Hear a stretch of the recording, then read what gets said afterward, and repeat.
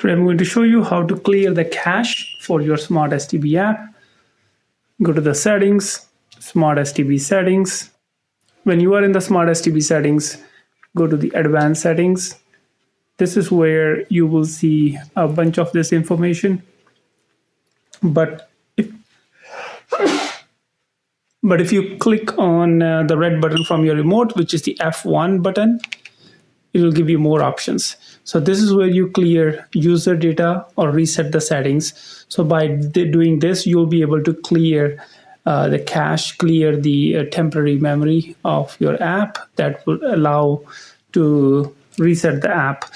One advantage of doing this is that if your app is not working properly, doing this will help.